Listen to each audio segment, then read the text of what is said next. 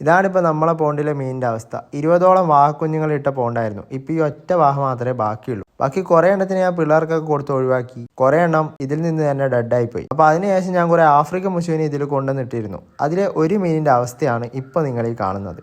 അതേപോലെ തന്നെ ഒന്ന് ഇതേ അവസ്ഥയിൽ ഡെഡായി പോയിട്ടുണ്ട്. ഇത് ആഫ്രിക്കൻ മുഷു തമ്മിൽ കൊത്തിക്കൊല്ലുന്നതാണോ അതോ കൊത്തുകൂടിയിട്ട് ഇങ്ങനെ സംഭവിക്കുന്നതാണോ അതോ മറ്റെന്തെങ്കിലും ജീവികൾ ആക്രമിച്ചാണോ എന്താണ് സത്യാവസ്ഥ എന്നറിയില്ല. ഇതറിയേണ്ടിയിട്ട് ഞാൻ ഈ കുളമൊക്കെ ഇന്ന് മൊത്തത്തിൽ വെള്ളമൊക്കെ വറ്റിച്ച് വൃത്തിയാക്കി നോക്കിയിരുന്നു. പക്ഷെ അതിൽ വേറെ ഒരു ജീവിനെയും കാണാൻ സാധിച്ചില്ല. ഈ മീനിൻ്റെ അവസ്ഥ ഇങ്ങനെയാകാൻ കാരണം എന്തായിരിക്കും എന്ന് അറിയുന്നവരുണ്ടെങ്കിൽ ഒന്ന് കമൻറ്റ് ചെയ്യാമോ?